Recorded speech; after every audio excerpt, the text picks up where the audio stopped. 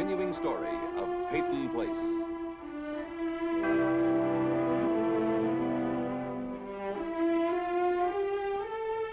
Starring Dorothy Malone as Constance Mackenzie, Ed Nelson as Michael Rossi, Mia Farrow as Allison Mackenzie, Brian O'Neill as Rodney Harrington, Barbara Parkins as Betty Anderson, Tim O'Connor as Elliot Carson, Christopher Conley as Norman Harrington.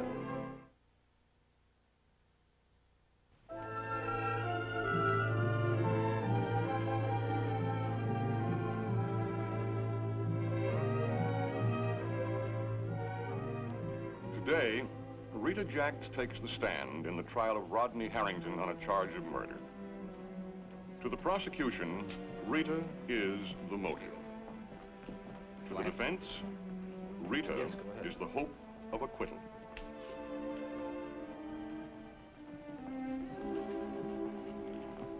Dad? Oh, Norman. Well, you ready for round 3? Yes.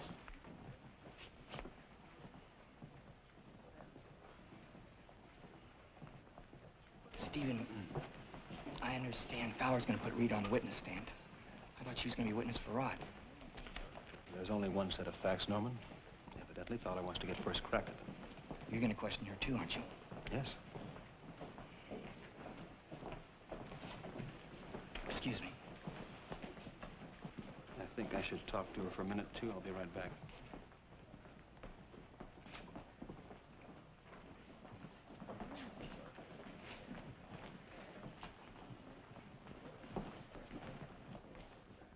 That's Mr. Bishop. They're all like that. They look at me, but they don't look at me. I know the feeling. You know, sometimes I smile at people I've known most of my life, and I have to check myself. An accused man isn't supposed to smile.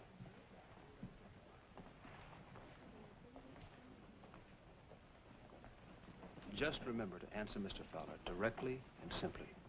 Don't volunteer anything, but don't be evasive. That won't help anybody. Well, maybe we should go inside. Oh, Mr. Fowler told me to wait in his office till he called me. Do you know why?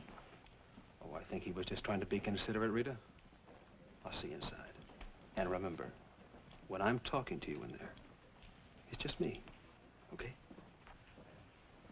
Thanks for the pep talk, Coach.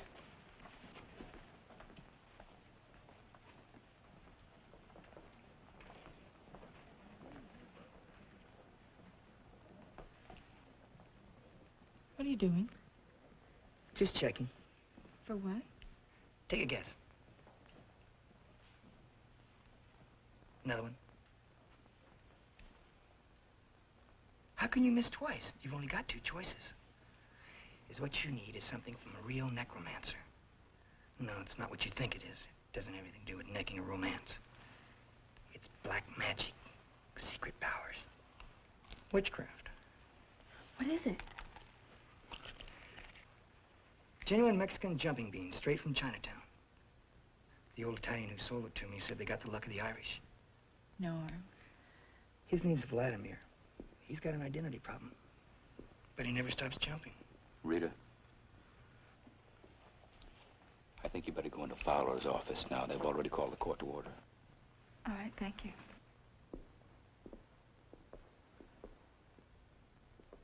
Rita, I've got on my lucky socks, too. The ones I wore on our first date. Try not to worry now.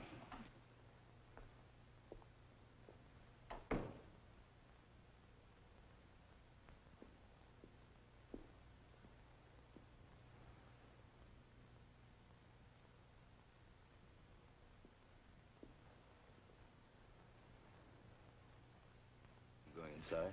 I'll wait for Rita. Elliot, do you think if I'd let you call the police the other night, Oh, I don't know. Chernak would have been warned. He'd have been watched. You warned him? Yes, I know. I warned him. A young pump roughing up a girl in front of a newspaper office. So I did my civic duty. I said, straighten up, Chernak. Try to act human. I figured I could straighten out a lifetime of hostilities because I could talk a little rougher than he could. And then I walked away from it. And I didn't want to admit that anything was wrong. More wrong than usual. Where I come from, you don't call the cops unless there's a malaria epidemic. But how can you tell when things start getting out of hand, Elliot? Kids won't tell you. I know, the kids won't tell you, but somehow you still have to hear all those words that are left unsaid. And as far as I was concerned, tragedy was something that happened to someone else. I guess I just got immune listening to people's troubles night after night. By comparison, we seem to be in good shape. The truth is, I just never tried to come to grips with it. So, I take the rap. You and everybody else who didn't understand or care about what happened to Joe Chernak. I'm going inside. Elliot. Thanks.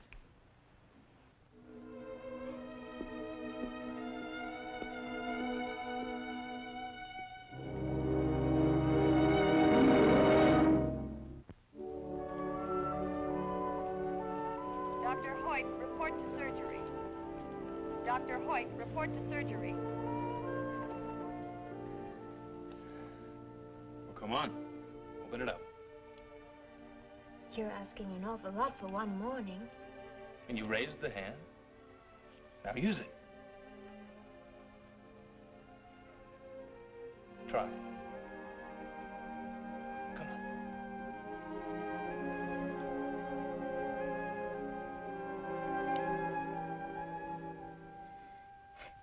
I can't.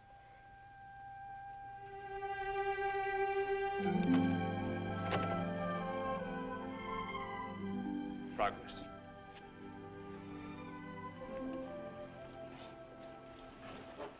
Hello? Excuse me, Miss Chernak. Dr. Rossi had an appointment with Allison. I know. He's due back from a house call any minute. He's just leaving. You're gonna have to stay here by yourself. I have to get back to the children. It's all right, I don't mind. I'll stay. Oh, no, Well, that's not please necessary. I'll be glad to. Thank you. All right. Goodbye. Both seem very happy. Well, I can move my arm again. It was paralyzed. That is a reason to celebrate. Mm-hmm. What shall I do? To amuse you? Nothing, really. How are you? Very well, thank you. You'll be going home soon. Yes. I suppose it'll be strange going home again. There's so many things I don't remember. Don't knock it. Consider yourself lucky to have great, huge, comfortable gaps in your memory. That's a funny thing to say. Well, yes, well, don't worry. It will all come back. He's nice, isn't he? Who? Dr. Rossi. I suppose all the nurses are in love with him. I'll bet all the patients are, too.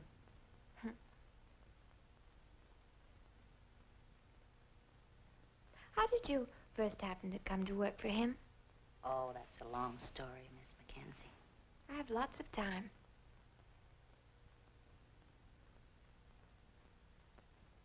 Oh, I'm sorry. Was Dr. Rossi your brother's doctor? Joey? Yes, when he was sick. But I told you that he died, didn't I? Yes. I'm sorry. You probably don't want to talk about it. Dr. Rossi didn't take care of my brother. Oh. Let's change the subject. All right.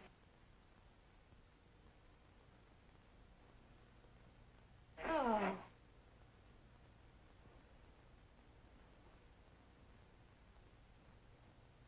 Where did these come from? They were delivered here by mistake this morning. I kind of fell for it.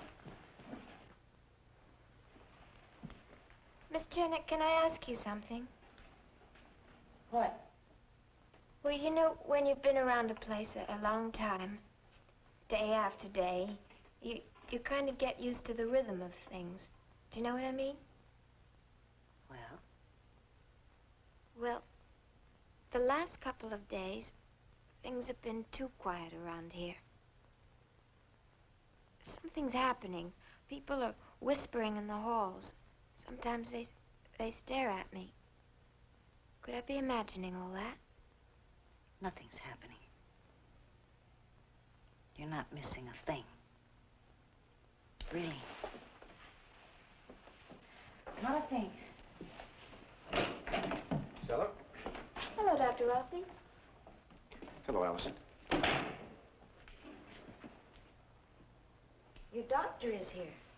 And I am now ready to perform my famous vanishing act. Thank you for staying with me.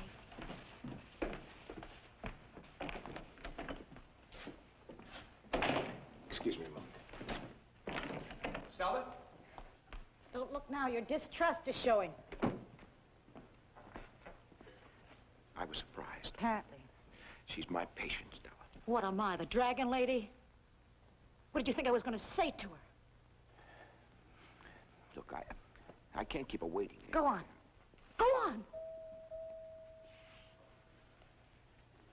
Everybody is so protective. Don't worry about her. She's out of it. She's forgotten all the bad parts. She's going to have to remember something. Oh, do you think you're doing her a favor? Go on. Bring back all the dirt.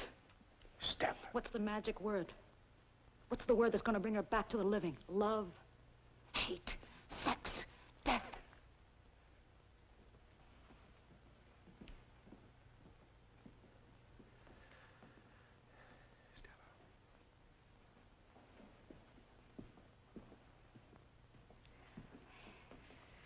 You were right to worry. I was tempted.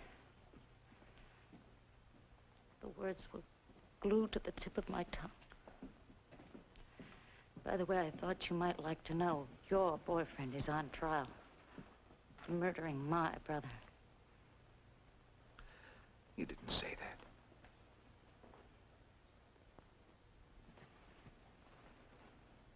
Maybe it's because I've so much to be grateful for these days.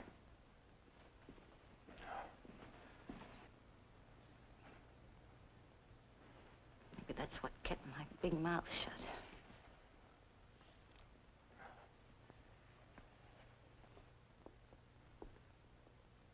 Mr. Gehring, please report to physical therapy. Mr. Gehring, please report to physical therapy.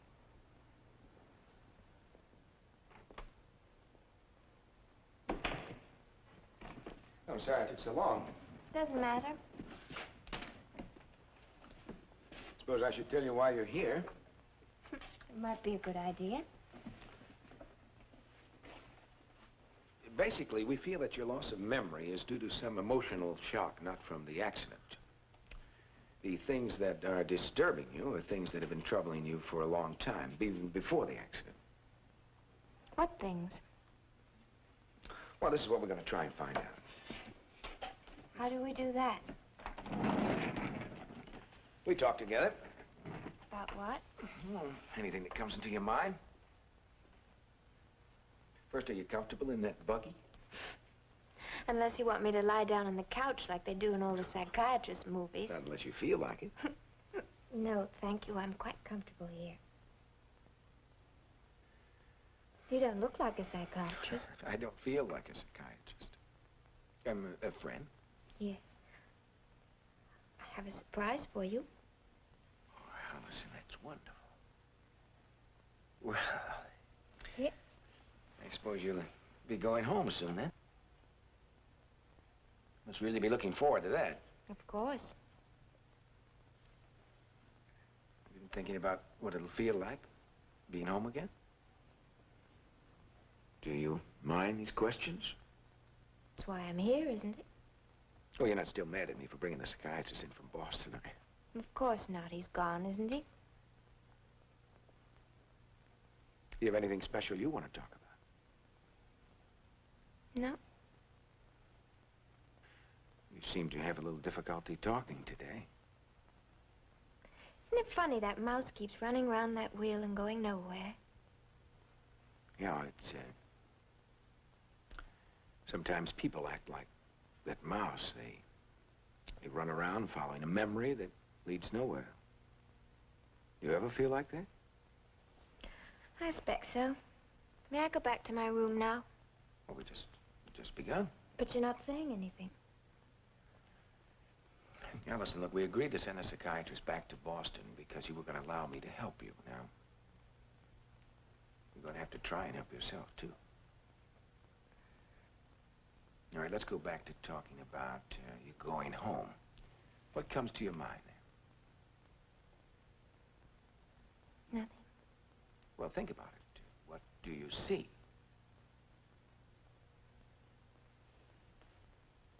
Home, all right.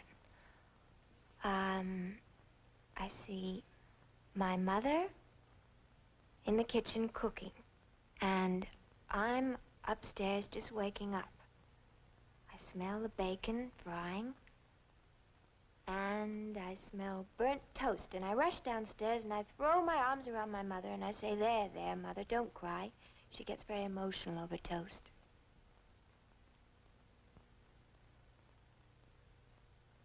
Where's your sense of humor, Doctor?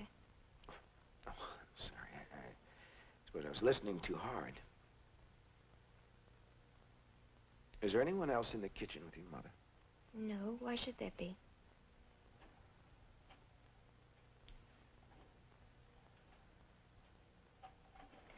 I'd like to go back to my room now. Why? I'm bored. Of course, I'm sorry. Let's change the subject, and let's talk about children. I like them. When you think of children, what's the first thing that comes to your mind? Her mother. And? What about her father? And her father also.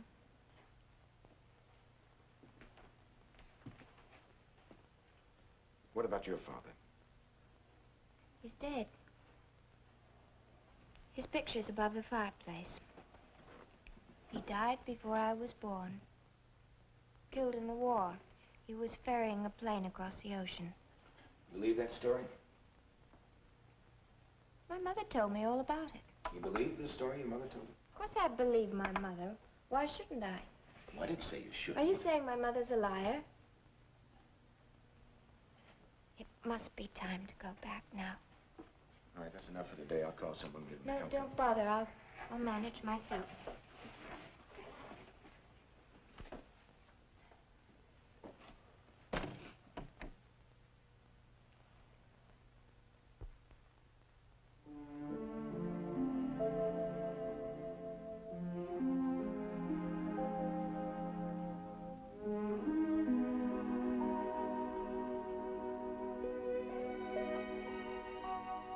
What is it? What's wrong?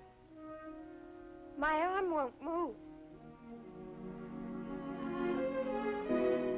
I can't move my arm anymore.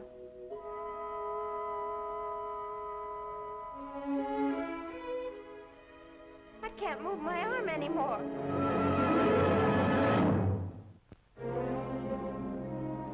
State your full name, please. Rita Charmaine Jacks. You may be seated, Miss Jacks. Thank you.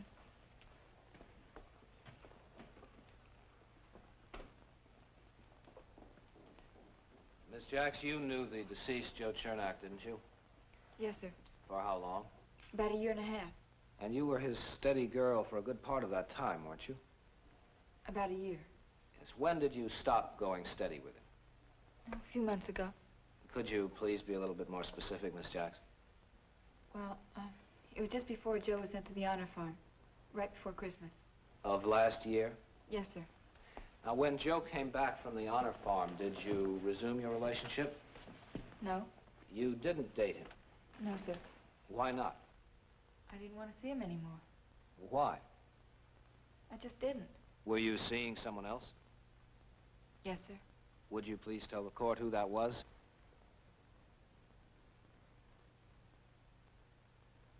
Norman Harrington. Norman Harrington, the brother of the accused Rodney Harrington? Yes, sir. Now, when Joe came home and found that you were no longer his steady girl, that you were seeing someone else, did he still want to see you? Yes. Did you see him? Well, I didn't really see him. He just sort of kept hanging around and bothering me. Did Norman Harrington express any anger at Joe Chernak for wanting to see you? Yes. Did he talk to Joe Chernak about his wanting to see you? Yes. And what was the outcome of their talk? Well, they had a fight. Norman Harrington had a fight with Joe Chernak? Yes, sir. Where? On the wharf. When? A couple of months ago. Now, Miss Jacks, didn't Norman Harrington's fight with Joe Chernak on the wharf take place on July 15th, the day before Joe Chernak was found on that same wharf dead? Yes, sir. Who won the fight? I guess Joe did. Norman was pretty badly beaten up, wasn't he? Yes, sir. Norman lives with his brother Rodney, doesn't he? Yes. Now, Miss Jacks, would you say that Rodney and Norman are good friends as well as brothers? Yes. And Norman's mother is dead, isn't she? Yes, sir. And his father was out of the country at the time the fight took place, wasn't he? Yes, sir. So that his older brother, Rodney, being the only family member left in Peyton Place, was cast in a more or less protective role? Objection, Your Honor. Question calls for a conclusion from the witness. And may I point out that both boys were left in the care of their legal guardian, Theodore Dowell. Sustained. Proceed, Mr. Fowler.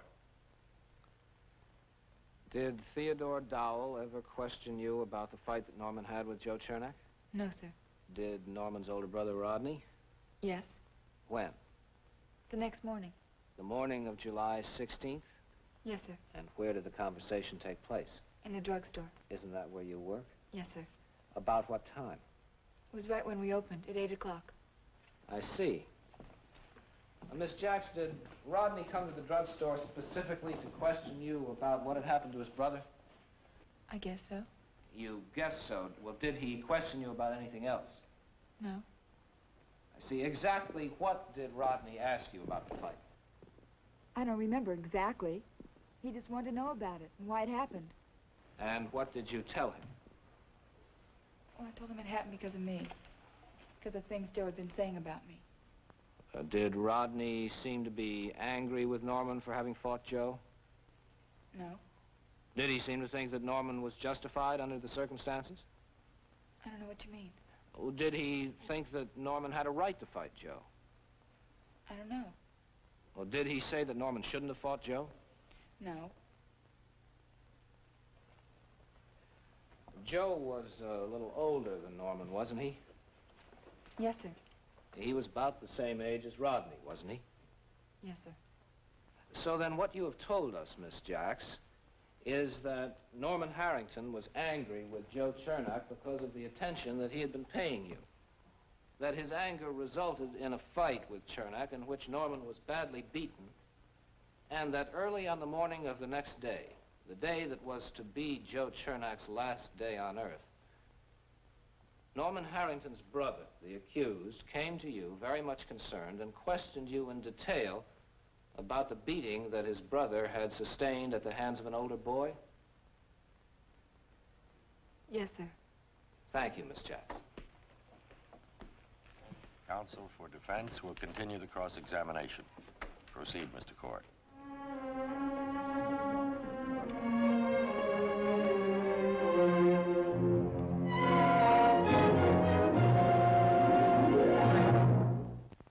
Preview from the continuing story of Peyton Place.